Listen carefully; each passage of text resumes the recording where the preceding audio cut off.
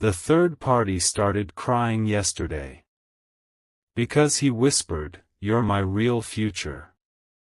There are moments in a relationship when silence says more than 100 conversations ever could. Yesterday was one of those moments. Nobody expected the tears. Nobody expected the confession.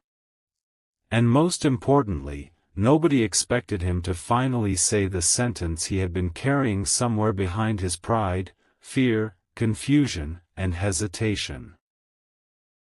He looked at the person standing in front of him, lowered his voice, and whispered something that completely changed the atmosphere. "You're my real future." Those 5 words did not sound dramatic when he first said them. They sounded almost fragile. Like they had been trapped inside him for months and had finally escaped. But someone else heard them. The person who had believed they still had a chance. The person who had spent time imagining a future that was never truly theirs. The third party. And when those words reached them, their entire expression changed. At first, they tried to pretend they hadn't heard. They looked away. They smiled awkwardly. They swallowed the emotion building inside their throat. But eventually, they couldn't hold it anymore. Their eyes filled with tears. One tear escaped. Then another. And suddenly, the person who had seemed so confident only moments earlier was standing there completely broken. Not because someone had insulted them. Not because someone had rejected them publicly. But because they had finally heard the truth they had been desperately avoiding. There was someone else in his heart. And that someone was you. For a long time, he had tried to convince himself that his feelings were complicated. He told himself that he didn't know what he wanted. He told himself that timing was wrong. He told himself that circumstances were preventing him from making a decision. But deep down, he knew. He had always known. There was a difference between the person who temporarily occupied his attention and the person he could actually imagine building a life with. And yesterday, that difference became impossible to hide. He had been sitting quietly, staring at his phone. Your name had appeared on his screen. He didn't immediately answer. He simply stared. His thumb hovered over your name. There were so many things he wanted to say. So many explanations. So many apologies. But instead of calling you, he whispered to himself. I can't keep running from this. Those words were barely audible. Yet they were the beginning of something. For months, he had been living between 2 worlds. One world was built around expectations, convenience, and temporary comfort. The other was built around something much deeper. Something that frightened him because it demanded honesty. You. You were not simply someone he liked. You had become the person against whom he measured everything else. Every conversation reminded him of something you had once said. Every place reminded him of a memory. Every romantic possibility felt incomplete because, somewhere in his mind, he kept comparing it to the connection he had with you. He tried to ignore it. He tried to move forward. He even allowed another person to get closer. That person became the third party in a story they never fully understood. They thought his hesitation meant there was an opportunity. They thought his silence meant he was slowly choosing them. They interpreted every delayed response as uncertainty. Every meeting as progress. Every smile as a promise. But they misunderstood something fundamental. He was not deciding between two futures. He was struggling to admit which future he actually wanted. And yesterday, the struggle ended. The third party had approached him expecting another conversation. They believed they would finally receive the reassurance they had been waiting for. Instead, they heard him talking about you. Not casually. Not nostalgically. He spoke about you with a seriousness they had never heard before. He mentioned the things you had survived. The sacrifices you had made. The way you had stayed patient when he was difficult. The way you had understood him when even he didn't understand himself. And then he said, "I don't want a temporary connection anymore." The third party stared at him. "What does that mean?" He took a breath. "It means I know what I want." Their face became still. "And what do you want?" He looked away. For several seconds, he couldn't answer. Then he whispered, "You." The third party's eyes widened. "You just said you wanted me." "I know. You told me you needed time." "I know. You said you didn't know whether you could love them." He closed his eyes. "I was lying to myself." That sentence hurt more than anything else. Because sometimes the most painful truth isn't that someone never loved you. It's discovering that they were never truly available to love you in the first place. The third party's voice became quieter. "So all this time." He didn't interrupt. "You were thinking about them?" He nodded. "Even when you were with me?" Another nod. The room became painfully quiet. The third party looked toward the floor. Their confidence disappeared. Their shoulders dropped. And then they asked the question that had probably been haunting them for longer than they admitted. "Do you love them?" He didn't answer immediately. But this time, silence wasn't confusion. It was confirmation. He finally looked up. "Yes." The third party began crying. Not loudly. Not dramatically. Just tears quietly running down their face. He didn't celebrate. He didn't feel victorious. Because there was no victory in hurting another human being. But there was relief.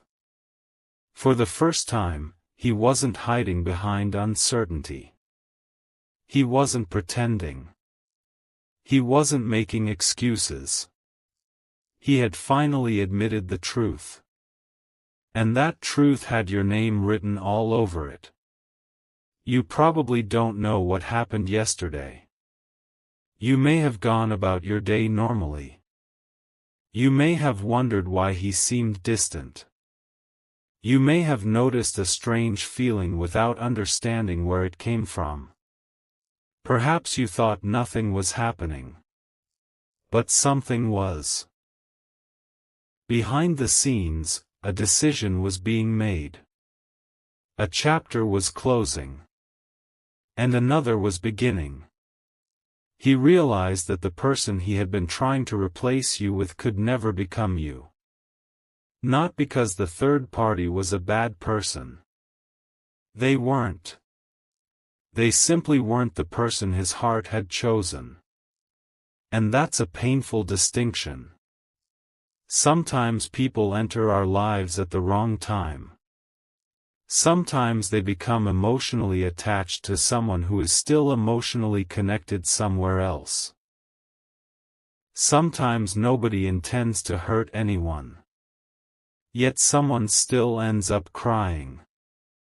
Yesterday, the third party finally understood that they had been fighting for a position that had never truly been available. His heart had already made its choice. He just hadn't had the courage to announce it. Until yesterday. He remembered the first time he realized you were different. It wasn't during some spectacular romantic moment. There were no fireworks. No dramatic music. No perfect sunset. It was something incredibly ordinary. You were simply talking. You were telling him about something that mattered to you. And instead of thinking about what he would say next, he found himself completely absorbed in your voice. He noticed the tiny pauses between your sentences. The way you became excited when explaining something. The way your expression changed when you were passionate. He didn't realize it then. But something had shifted. You had entered a part of his mind that other people couldn't reach. Later, when someone asked him what he liked about you, he couldn't give a simple answer. He tried. She's different. That was all he could say. But even that wasn't enough. Because different wasn't really about appearance. It wasn't about popularity. It wasn't about perfection. It was about how you made him feel when he didn't have the strength to pretend. Around you, he didn't always need to be impressive. He could be tired. He could be confused. He could admit mistakes. He could sit in silence. And somehow, the silence wasn't uncomfortable. That became addictive. The third party couldn't understand why he kept returning to you emotionally. They thought they were giving him everything. And perhaps they were. But love isn't always about how much someone gives. Sometimes it's about whether the heart can receive it. He couldn't. Because his heart was somewhere else. Yesterday, when he whispered, "You're my real future," he wasn't simply talking about romance. He was talking about the life he had secretly imagined. A home. Ordinary mornings. Arguments that eventually turned into laughter. Making decisions together. Knowing someone's habits so well that you could predict what they were going to say. Growing older beside the same person. Celebrating small victories. Supporting each other through failures. He imagined those things with you. Not with the third party. And that realization terrified him. Because imagining a future with someone means accepting responsibility for the present. He couldn't continue taking emotional comfort from another person while secretly planning a life with you. So he made a choice. A painful choice. A necessary choice. He decided to stop pretending. The third party asked him one final question. "If you knew this all along, why did you let me believe there was a chance?" He had no perfect answer. He could only say, "Because I was afraid." Afraid of what? Of losing everyone. The third party wiped their tears. And now? He looked toward the door. Now I'm more afraid of losing the person I actually love. That was when the third party completely broke down. Because there is a special kind of pain in realizing that someone was scared to choose you. Not because you weren't enough. But because their heart was already somewhere else. The third party walked away. He didn't follow.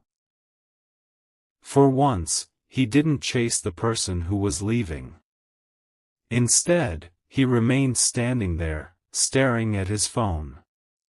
Your name was still on the screen. His finger moved toward the call button. He stopped. He wasn't sure if he deserved to call you yet. He knew words wouldn't be enough. He had already wasted too much time. He needed to show you. Not tell you. Show you. That he was finally ready. Ready to stop disappearing. Ready to stop sending mixed signals. Ready to stop allowing outside people to interfere. Ready to choose something real. You. He opened your conversation. He typed. I need to tell you something. Then deleted it. He typed. I'm sorry. Deleted. I finally understand everything. Deleted. I miss you. Deleted. Finally, he wrote. I know what I want now. He stared at the message. His heart was racing. Then he sent it. And suddenly, the person who had spent months avoiding difficult conversations was sitting there waiting for your response. For the first time, he wasn't afraid of what you might say. Because even if you rejected him, he knew he had finally told the truth. And sometimes honesty comes too late to guarantee an outcome. But it never comes too late to change the direction of a person's life. The third party may have cried yesterday. But those tears were not the end of the story. They were the consequence of a truth that had been delayed for too long. And your story with him? That story may be entering its most important chapter. Because when someone finally stops confusing attention with love, comfort with connection, and fear with uncertainty, they begin to recognize the person their heart was trying to protect all along. And yesterday, he finally recognized you. He didn't whisper because he was unsure. He whispered because the truth was so powerful that saying it loudly felt almost impossible. You're my real future. Those words were not meant for an audience. They were meant for the person he had been thinking about when nobody was watching. You. And now, everything depends on what happens next. Because choosing someone in your heart is only the first step. The real test begins when you have to choose them with your actions. And this time, he knows exactly what he has to do. The message remained on your screen. I know what I want now. You read it once. Then again. You didn't respond. Not because you didn't care. You cared far more than you wanted to admit. But something inside you had changed. There had been a time when a message like that would have immediately pulled you back toward him. You would have asked what happened. You would have wanted every detail. You would have searched between the words for hidden meaning. But this time, you simply stared at the screen. You had learned something important. Words could reopen a door. Only actions could convince you to stay inside it. Meanwhile, he was sitting alone, staring at the conversation. The clock continued moving. 1 minute. 5 minutes. 10. Still nothing. He put his phone down. Picked it up again. Checked the screen. Nothing. For perhaps the first time, he understood what his silence had done to you. You had waited for him before. Now he was waiting for you. And the waiting was unbearable. He remembered every unanswered message he had once sent you. Every time you had reached out and he had responded hours later. Every moment when you had wanted clarity and he had given you another excuse. Every time you had asked where the relationship was going and he had said, "Let's not rush anything." At the time, he thought he was protecting himself. Now he realized he had been protecting his fear. And fear had cost him something precious. Your trust. He walked to the window. Outside, the world looked completely normal. Cars moved. People walked. Lights flickered in distant buildings. Nothing outside had changed. But inside him, everything had. He thought about the third party. Their tears. Their questions. Their disappointment. He didn't hate them. He didn't blame them. If anything, he finally understood that he had created the situation himself. He had allowed someone to become emotionally attached while he remained emotionally unavailable. That wasn't fair. He needed to accept responsibility. But there was another truth he couldn't ignore. He couldn't keep sacrificing his future simply because he was afraid of hurting someone in the present. Sometimes the kindest thing you can do is stop giving someone false hope. He picked up his phone again. This time, he didn't message you. Instead, he began deleting the conversations that had created confusion. Not because he wanted to erase the past, but because he wanted to stop living inside it. The third party's messages were still there. He read the last one. "I thought you were finally choosing me." His chest tightened. He typed a response. "I should have been honest sooner. I'm sorry." He sent it. Then he placed the phone down. No more explanations. No more emotional triangles. No more pretending that everybody could win. Someone would be hurt. But continuing the lie would only make the wound deeper. Meanwhile, you were sitting somewhere completely unaware of how much had happened. You looked at his message again. "I know what I want now." You wondered what those words meant. Was he finally ready? Or was this another emotional moment that would disappear tomorrow? You had heard promises before. You had watched him become sincere for one evening and distant the next morning. You had learned not to build a future on someone's temporary courage. So you didn't answer immediately.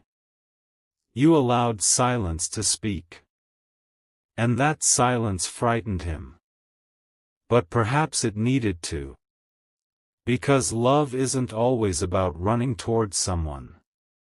Sometimes love requires stepping back and asking whether the person running toward you has truly changed. That night, he couldn't sleep. He replayed the conversation with the third party. Then he replayed memories of you. One memory in particular refused to leave him. It was the day you had needed him most. You hadn't asked for much.